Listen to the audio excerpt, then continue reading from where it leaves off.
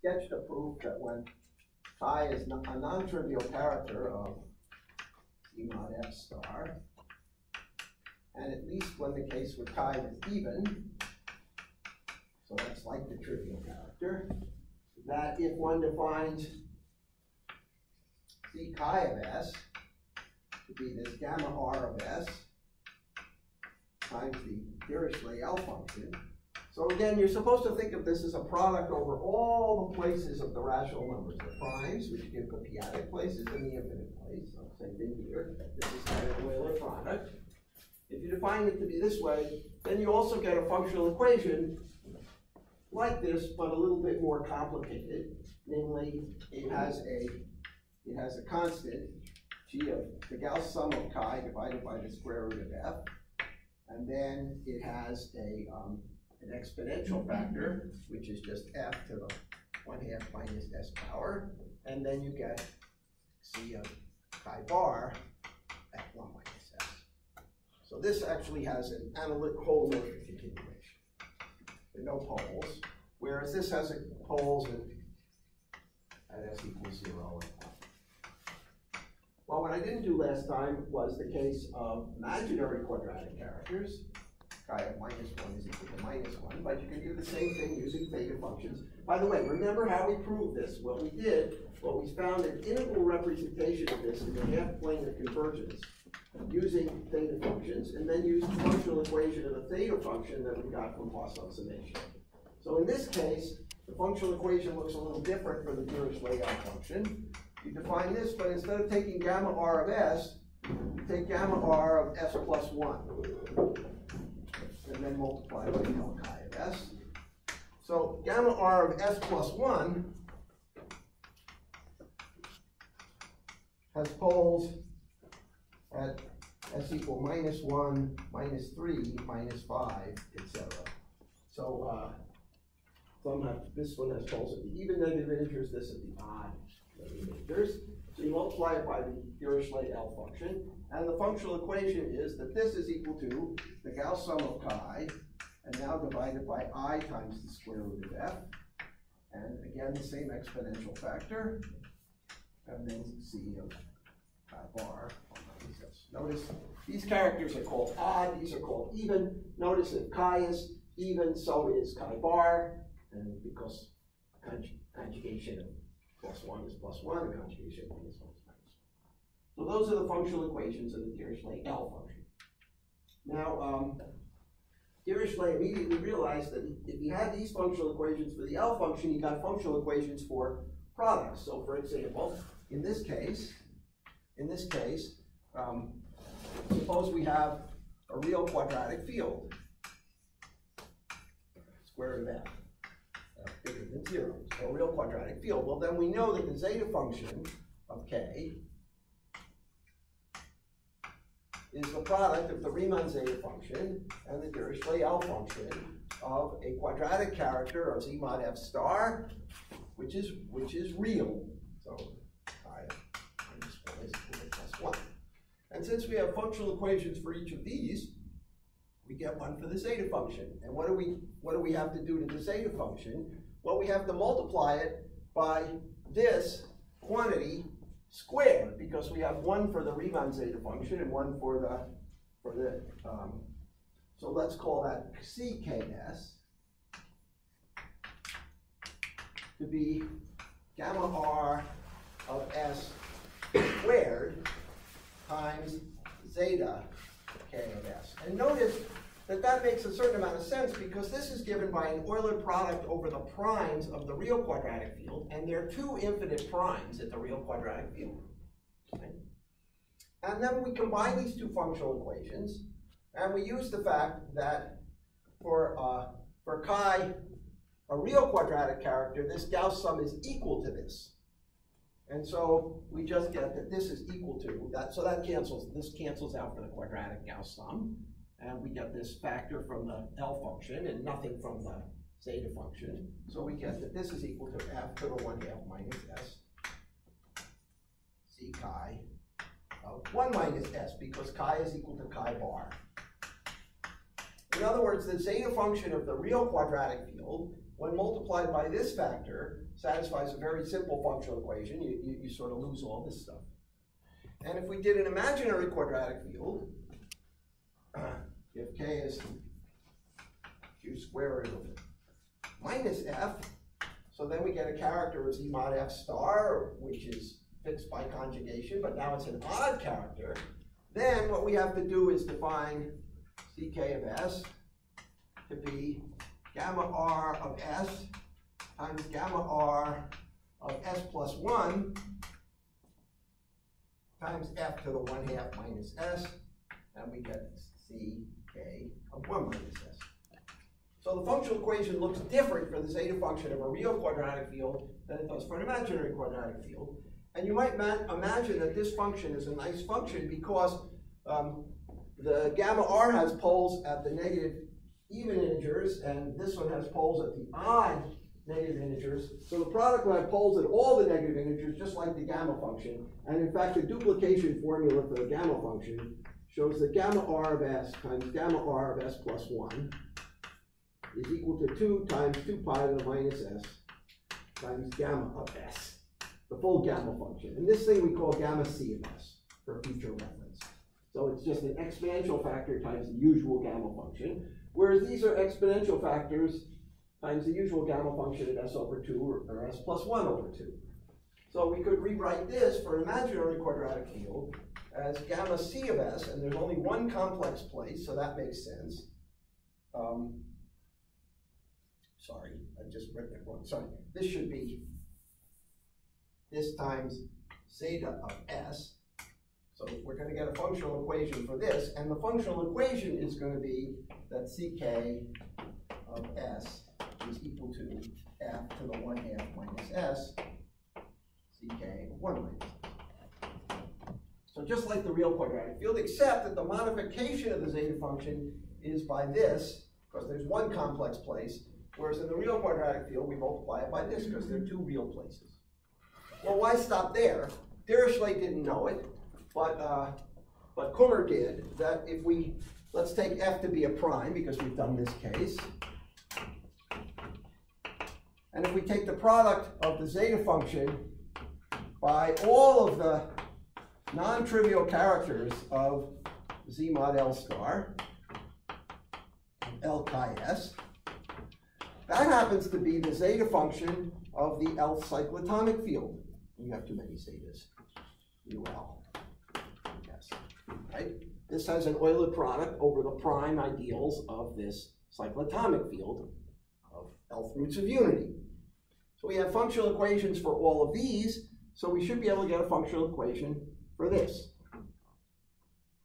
And, well, if you think about it, if you take all the characters of this, there are L minus 1 characters of z mod L star. And L minus 1 over 2 are even, and L minus 1 over 2 are odd. And L minus 2 are non-trivial. Therefore, when we modify this to get a functional equation, we're going to have L minus 1 over 2 times this, and we're going to have L minus 1 over 2 of these. Right? And since these two make a product of this, we're going to have L minus 1 over 2 gamma c of s. So we should take, so the correct modification in this case is for, if we're working with the L cyclotomic field, then what we want to take is the zeta function, and we want to multiply it by gamma c of s to the L minus 1 over 2 to get the right functional equation, and call that ck of s. And what will the functional equation look like? Okay, so we have all these complicated functional equations. What are the exponential factor? Well, for each non-trivial character in this product, I get an exponential factor of L to the 1/2 minus s. Right? And there are L minus 2 non-trivial characters. So this should be equal to some constant, which will work out, times L to the L minus 2 to the 1 minus s power times ck of 1 minus s, because if I get a character in this product, I also get its complex conjugate character, so I don't have to go from chi to chi bar, I just go from the original function to itself. And what is this constant? Well, this constant is the product of all of these terms. But if I take for the trivial character, I don't have it. For the quadratic character, this is equal to this, so it's 1. But for the non-quadratic characters, I have this times its complex conjugate, because I have the character chi in that product, and I have the character chi bar. And g of chi times g of chi bar is either f or minus f, depending on whether the character is even or odd. So all of these terms cancel out. And I just get that this constant is 1, and the functional equation looks like this. And notice that for the cyclotomic field, if I take K tensor R, it's C to the L minus 1 over 2. Meaning it's a totally complex field, and you have L minus 1 over 2 complex places, so that's good. And what is this number? This number is the absolute value of the discriminant of the L cyclotomic field, which we calculated, right? So that leads you to guess what the functional equation is for a general zeta function of a number field, and that was what was proved by Hecker. So you define gamma R this way, you define gamma C this way, and the general functional equation for the zeta function of a number field is the following. In some sense, it's simpler than these functional equations for Dirichlet-L functions. Okay, a number field. We define zeta k of s as the product over the primes p in the ring of integers of 1 minus the norm of p to the minus s inverse. So we have one factor for each prime. But if we want the full zeta function, seek say ks or something, I should remember that I have infinite primes. So I want to multiply this by gamma r of s to the R1 times gamma C of S to the R2. And now I have a product over all the different places of my number field. And the functional equation says that this has a meromorphic continuation to S and C.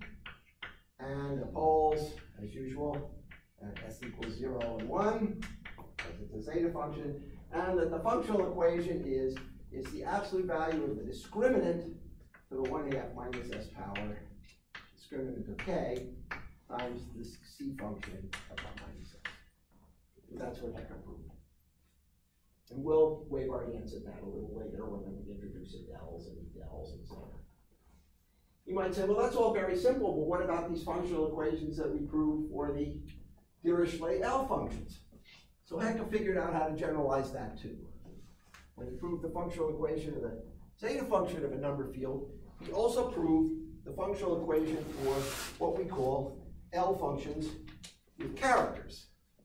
So, generalization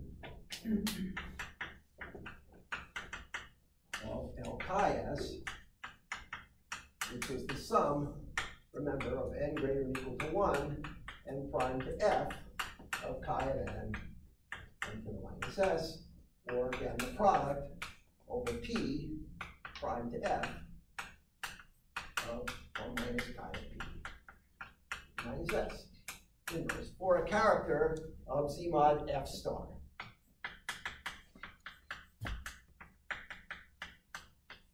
Okay, so what Hecker did was the following. Hecker's generalization of Dirichlet characters. He said, well, look, consider a character, consider the ideal group, the ideals of, for a number field,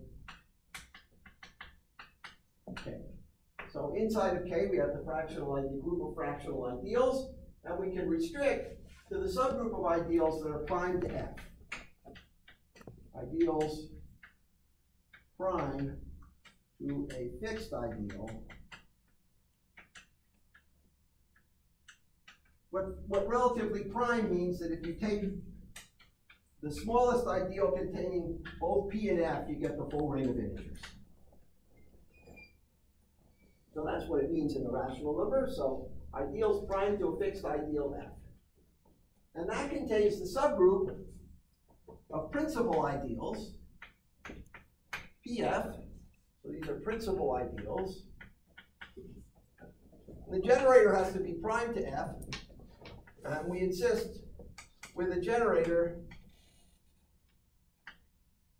alpha, which is congruent to 1 mod F. Since it's prime to F, you can reduce it modulo the ideal F. And so alpha is reduced in A mod F star. And that forms a subgroup, because if you multiply two principal ideals with a generator which is congruent to 1 mod F, then you get another principal ideal with a generator congruent to 1 mod F. Okay? So we're going to see, I'm just going to show you now, that this is a finite quotient. Finite group. And even more so, there's a subgroup of this. It's called PF plus, where the principal ideals with a generator congruent to 1 mod F, and you also insist that the generator is positive at all real places. That's really just a condition. This is an elementary abelian 2 group. All right, why is this quotient here a finite group? And what Hecke is going to consider are characters of this finite group. Ideals prime to F, which are trivial on the principal ideals with a generator congruent to 1 mod F, or, even stronger, principal on the principal ideals with a generator congruent to 1 mod F, which is positive in all real places. Okay? Why is that a finite group? Is the quotient of Ray possible? Exactly. This is what's called the Ray class group of conductor F in the literature. Okay? So it's finite because IF mod PF maps to the usual ideal class group by taking an ideal prime to F and mapping it to its class in the class group. And clearly the principal ideals with generator congruent to 1 go to the trivial group. So this is surjective because any element in the class group can be generated by an ideal which is prime to F. You have to prove that for any conductor, but it's a surjective map. And what's the kernel? Well, the kernel are the principal ideals, prime to F, modulo the principal ideals with a generator congruent to 1 mod F. So what is that? Well, I claim the kernel is just A mod F star, because you map the principal ideal, you map the generator of the principal ideal to its class in here, and you get a generator which is congruent to 1 mod F if that class, modulo the image of the units, is trivial, right? If I take my principal ideal, which is in the kernel of this map, and I map a generator to its class mod F, if that class is a unit times 1 mod F, then I have a principal ideal with a generator congruent to 1 mod F, right? So you get a little exact sequence like this. Now this group is finite, and this group is finite by the basic theory of number fields. So you got a finite group here. But this group is rather mysterious because once you have units of infinite order, like for a real quadratic field, you really have no idea what this is because you have some unit of infinite order, but you don't know what it is mod F. So if this group is cyclic, usually this eats it up. And so that's why it's so mysterious. The whole theory of Ray class groups and Ray class fields, when we do class field theory, is so mysterious when you have units of infinite order. You really don't know what the size of this group is at all. Even if you knew the ideal class group, you know that, well, this is an upper bound on the size of the group. But so what do we get if the field is the rational numbers?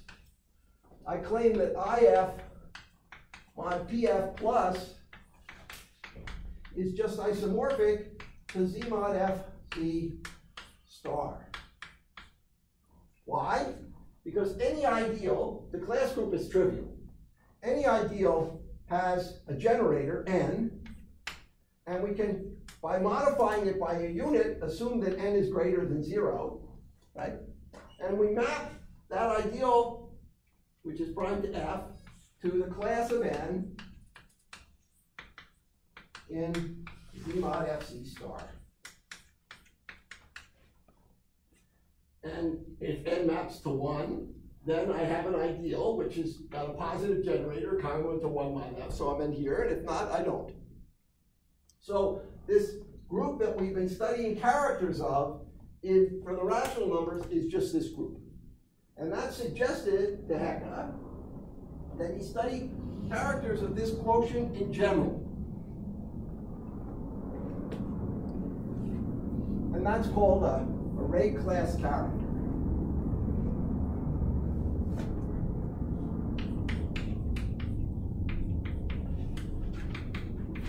L functions of characters of IF mod PF plus. So if we have a character chi of this to C star, then we define the L function of chi exactly the way we define the Dirichlet L function. We take the product over the prime ideals of A, not 0, which are relatively prime to F, of 1 minus chi of P, the norm of P to the minus S inverse. And if chi is the trivial character of this group, that reduces to the zeta function, right? But if chi is a non-trivial character, that's a generalization of this Dirichlet L prime. The difference is we're now taking the product over the primes of the number field instead of taking over the primes of Q. And Dirichlet proved a functional equation for this, Hecke proved a functional equation for all of these L functions. And the functional equation looks like this. You take L chi of S, you multiply it, you have to see what's going on at the real places. So at the real places, you get a little character of this group that tells you whether to put gamma R. So you have you multiply this by gamma R of S to the S to the, let's say, T, gamma R S plus 1 to the T prime, gamma C of S to the R2 power. So what T plus T prime is equal to R1, and it depends what the character does on these signs. By the way, I should have said that for the rational numbers, if I take IF mod PF,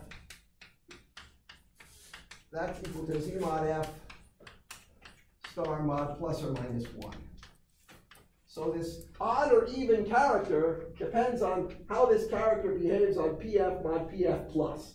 And the same thing, when you have a character of this and you're restricted to PF mod PF plus, so you're really worried about the signs at the real places. If it's trivial on that, you get this function at the real place. If it's not trivial on that, you get this function at the real place. We'll go into this later. At all the complex places, you put this, call this C chi S. And the functional equation is now more complicated. There's a thing of absolute value 1, like our Gauss sum, and then there's a thing which is like the F to the 1/2 minus S. That's the norm of this ideal times the discriminant of K to the 1/2 minus S power, and then you get C of chi bar at 1 minus S. And that's the functional equation, not just for the zeta function, but for all these array class characters.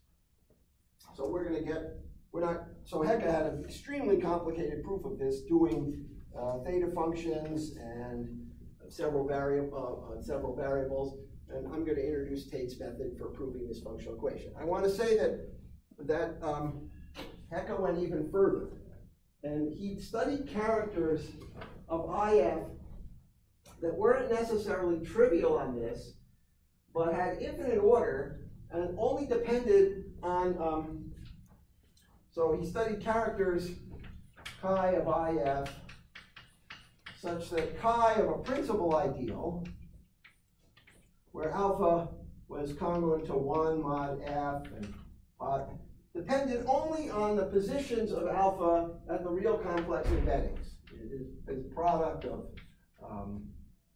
alpha v, the mv, absolute value of alpha v, the sv, where v divides infinity. Those are called Hecke characters, and they can be of infinite order. So I mean, these characters here are trivial on PF, so all of these things would be just 1. But Hecke realized that his methods using Fourier analysis would also work for characters that have this form, which are much more general than Dirichlet characters. We don't even see those for the rational numbers.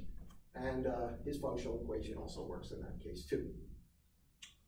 Okay, but before we leave Riemann, it would be wrong to ignore the second contribution of his memoir, which was to speculate about the zeros of the zeta function.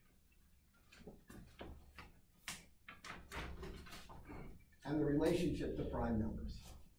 So, zeros of zeta s in the region where the real part of s between 0 and 1, and distribution of primes. So Riemann initially studied the function pi of x, which is the sum over the p primes less than x of 1, the number of primes less than x. But it turned out that what was nicer to do analytically was not to count the primes, but to count the prime powers. Should also count p to the a prime powers, but with weight 1 over a. That turned out to be the right thing to do. So the right function to study for Riemann turned out to be pi of x plus 1/2 of pi of x to the 1/2 plus 1/3 of pi x to the 1/3 plus etc. And this turned out to be well defined because pi of x to the 1/2 of prime is less than square root of x if and only if p squared is less than x. So this counts the squares of primes less than x weighted with 1/2. And this counts the cubes of primes which are less than x with weight 1/3, etc. So this turns out to be the right thing to study. And the reason is that we get a relationship between the zeta function and primes by studying the Euler product.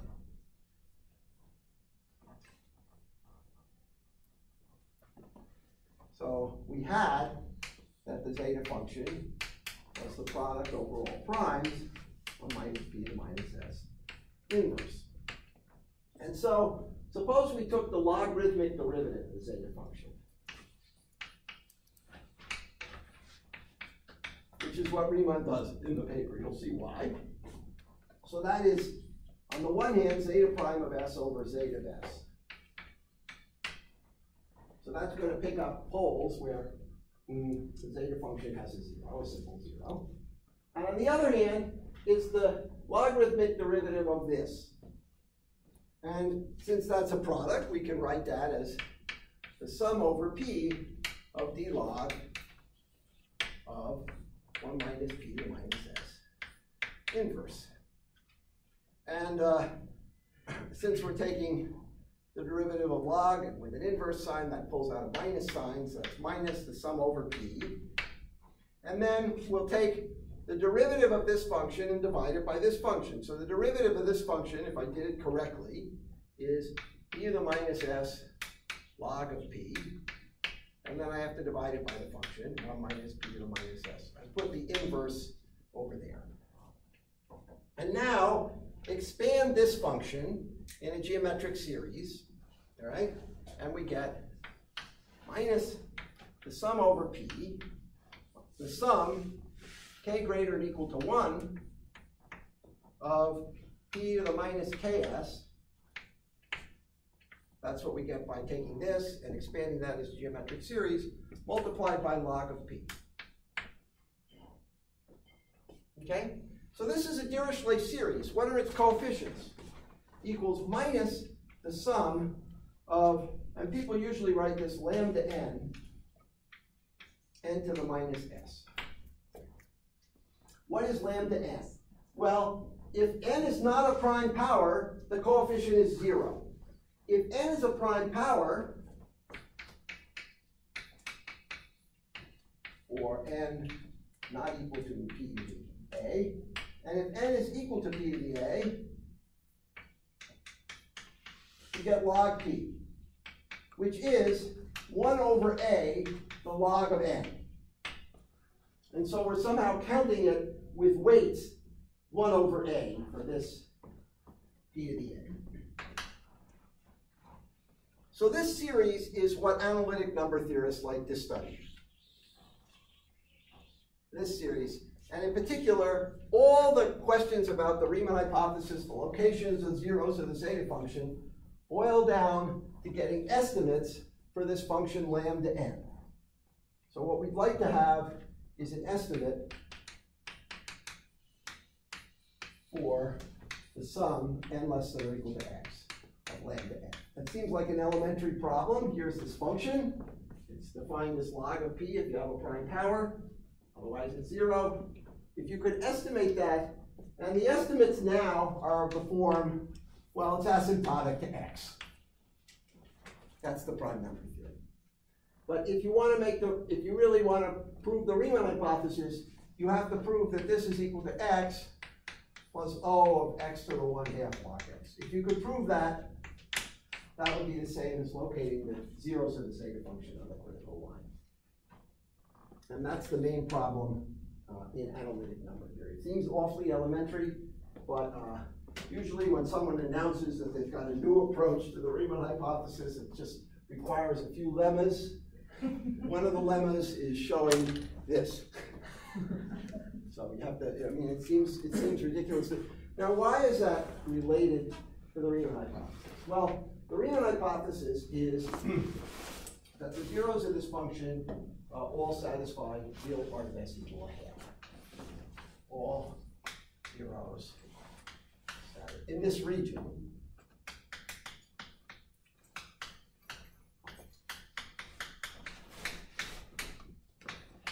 All right, now let's make a few observations about that, and then we'll come back to this function.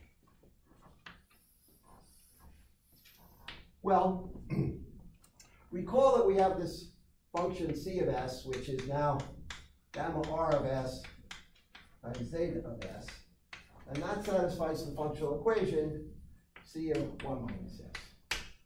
Now, this function has poles at the negative even integers, and since this function is holomorphic, that means this has to have zeros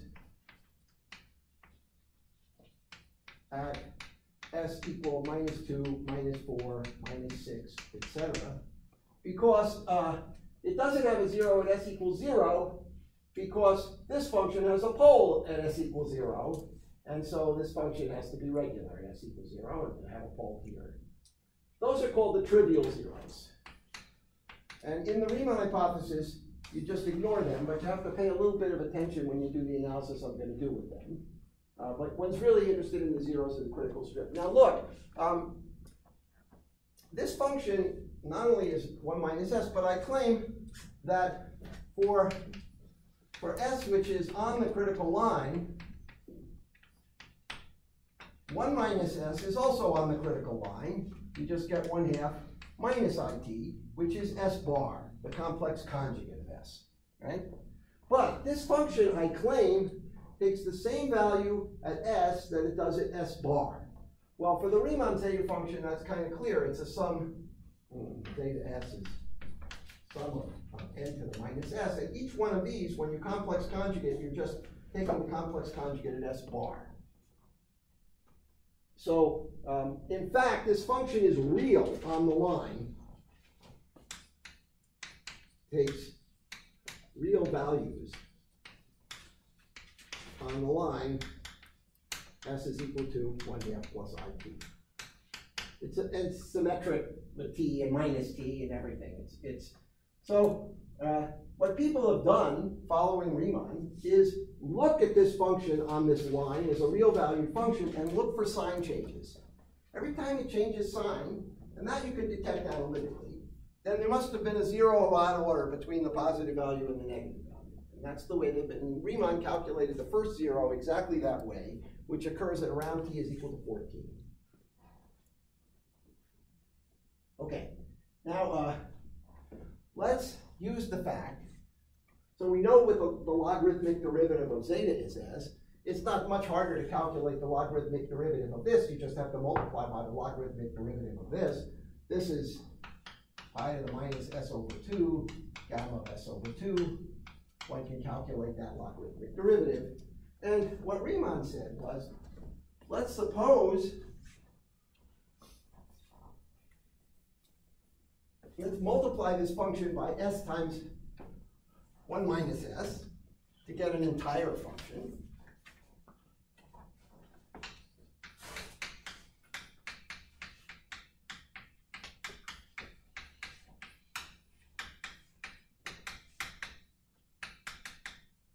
He didn't have the theory of entire functions of growth 1, but by the end of the 19th century, Adamar had developed that theory.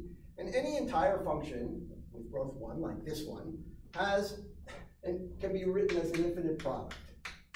You have a function that doesn't vanish at all, and then you have the product over the zeros, rho of the function of 1 minus s over rho, that gives a vanishing of s, times an exponential factor e to the s over rho. So for the general theory of entire functions, which are with a certain growth rate, you can write this as a product over the zeros. You already had it written in the region of convergence, essentially as a product over the primes. And so that gives, by taking the logarithmic derivative of this side and comparing it with the logarithmic derivative of this side, that gives a pretty formula. It says, let's take logarithmic derivatives here. We get 1 over s plus 1 over s minus 1, if I did that right, times minus 1/2 of log of pi plus gamma prime of s over 2 divided by 2 gamma of s over 2. That's the logarithmic derivative of this factor, times the logarithmic derivative of zeta of s, which we've already seen is minus the sum of lambda n to the minus s. That's one side. That's got to be equal to the logarithmic derivative of this side. And after some smoke and clears, and you figure out what a and b are, this turns out to be the sum over the zeros where the imaginary part is greater than 0. Remember, the zeros come in pairs. If there's a 0 at plus it, there's a 0 at minus it. And you get 2s minus 1. So this is valid in the half plane of convergence of s minus rho times s minus 1 minus rho. And there's an explicit relationship between the prime powers weighted by 1 over a and the zeros of the zeta function. And the more you know about this side, the more you know about this side. And consequently, if we could only prove that the zeros rho had imaginary part, had real part a half, that would give us good estimates on this. So I'm going to stop here because, I mean, this would really take us quite far afield, and it's kind of a different view of L functions that I'm teaching in this course. But if you want to read up on it, and it would be a wonderful, wonderful paper. Let's see, I recommend the book by Montgomery and Vaughan.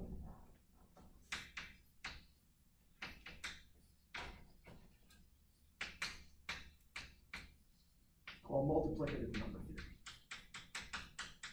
There's also an easier book by that name by Harold Davenport. But they go into much, much more detail about all these explicit formulas for primes and prime powers and zeros of the zeta function. And there's a technique that Andre Bay invented called explicit formulae, which is a way of systematically extracting information if you know one side or the other. But we're not gonna go there. We're not gonna go there. And then I want to introduce you to Tate's method for proving the functional equation, and I also want to show you something about the Martinel functions and functions of elliptic curves. So this would be a really nice paper on explicit formulae. Okay. And I should say that all this analysis that works for the Riemann zeta function works equally well for Dirichlet L functions and for Hecke L functions. It just gets a little bit more complicated. And since we don't know how to do the Riemann hypothesis for the Riemann zeta function, I don't know how we're going to do it for Dirichlet L functions, but they'll probably all be proved at the same time. I mean, when people, what really is lacking in all the analysis on the zeta function is that it's impossible for me to imagine that this could be proved using analysis. And what one really needs is to interpret what these zeros mean, what they mean. Are they the eigenvalues of some operator or something? And if people came up with that, then they'd immediately have an interpretation for the zeros of the Dirichlet L functions too, and probably be able to prove the Riemann hypothesis there.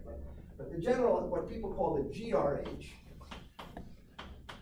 in the literature is that the zeros of L chi S in the region between 0 and 1 all have real part of S equal to half. And so far, all computational evidence has shown that. On the other hand, the computational evidence is weak in the following sense. As I say, they detect zeros on the critical line by checking sign changes in the function. And if there were a zero of even order, you would not see a sign change and you would just miss it. And so people also suspect that all the zeros are simple, but nobody knows that. So far, everything that's been found has been simple, but since we couldn't detect a double zero, I don't know how many. I don't know what that's worth. I don't know what that's worth. Okay, so now I'm going to preview where we're going and what we're going to get to, etc. So the next topic, we'll do an introduction to completions and dells and edells of a number field. And then we'll study the L functions of edel class characters. So it turns out that there's a ring, the adells, of a number field that contains the number field. It's a group, and well, it's a ring and it contains this field. And if you take the multiplicative group of the adells, that's called the edells. And that contains the multiplicative group of the field. And edel class characters are characters of the multiplicative group of the adells modulo the field. And we're going to define an L function for these that's going to generalize those Hecke L functions, Dirichlet L functions, and I'm going to show you how Tate proved the functional equation for these. And these turn out to be the most general characters studied by Hecke. And those of you who like to do automorphic forms, this group can be thought of as the group GL1 of the adells. The multiplicative group of a ring is GL1 of the ring, right? And this is the multiplicative group GL1 of the field. And people have generalized or tried to generalize Hecke and Tate's work to studying functions on GLN of the adells modulo GLN of the field. That's the subject, which is called nowadays automorphic forms. So this will be a little introduction to the modern view of automorphic forms, and we'll do the functional equation following Tate, or at least we'll sketch it following Tate. And then when we get done with that, we'll do Artin-L functions, and then when we get done with that, if there's time remaining, I'll do the L functions, the limited curves. I'm going to finish a little early because I'm still recovering from a hospital visit, but I should be okay by Thursday. Okay? Remember, no class next Tuesday. Next Tuesday I'm away. So this week I want to preview a couple of things for everybody here. First of all, you need to go tomorrow to Kieran's lecture in the RPG seminar, which will be about how to compute modular forms. Modular forms, by the way, are when this is replaced by the number 2. So it's the next case. But Kieran's going to do it in the classical side. And then on Thursday, we have 2 talks. Kieran is going to give part 2 of his modular forms talk, which you'll all enjoy. And we also are having a visitor, Francesca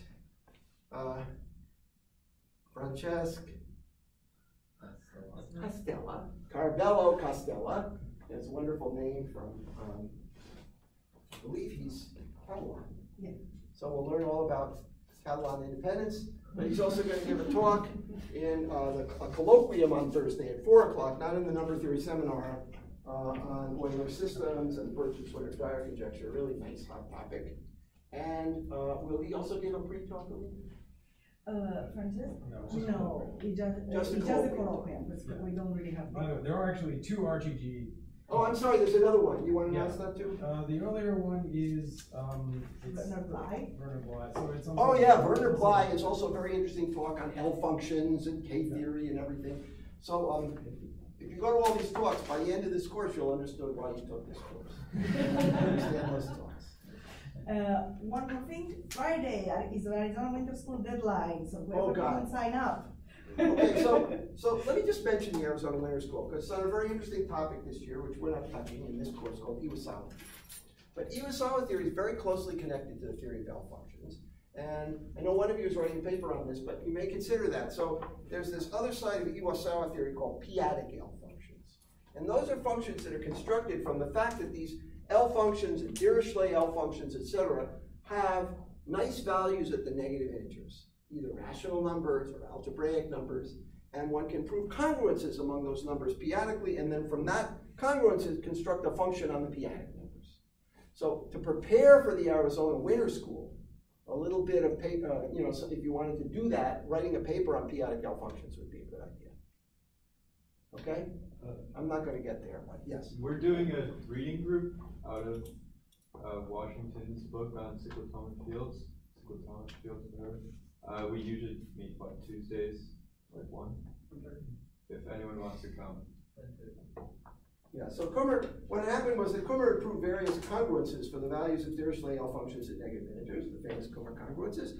And then Leopold and Kubota and then Iwasawa realized that those congruences could be turned into the existence of a continuous function on the p-adic integers. And it's a quite convoluted definition because it starts with the complex L function, it goes to its negative value, integers at negative values, and then it constructs a function on the p-adic integers that has those values at the negative integers. And then it's related to Galois groups, which you'll learn about in the Winter School. Good? Aline, are you organizing the Winter School? I'm not one of the scientific organizers, but I am one of the practical organizers, I should say. So if you're thinking of practical issues about so the main thing for Friday is, first of all, go to the website and register, because that's the deadline. And you will need, as graduate students, you need the name of somebody to write a recommendation letter for you. So you better get somebody to say yes to that request, so the name that you put in and the recommendation letter actually match. That's not a really big thing. Yeah, it's really easy. I mean, if you want to go, they're going to get you there. And it's in Tucson, right? Yeah, it's in Tucson in March. Yeah, March 3 to 7, I think. It's a terrific opportunity to meet graduate students from other institutions, and we have very good lecturers this year. Last year we had just shy of 300 graduate students. Yeah, I'd be really surprised if we get 300, but And to be honest, you can, like, anybody interested in number theory should go to the Arizona Winter School every year, even if it's not in their field, because it's. Yeah, it's a great way to. You're going to meet the people. These are the people who are going to be researchers in number theory. It broaden your horizons, Exactly. Okay, Thursday, I'll give a longer lecture.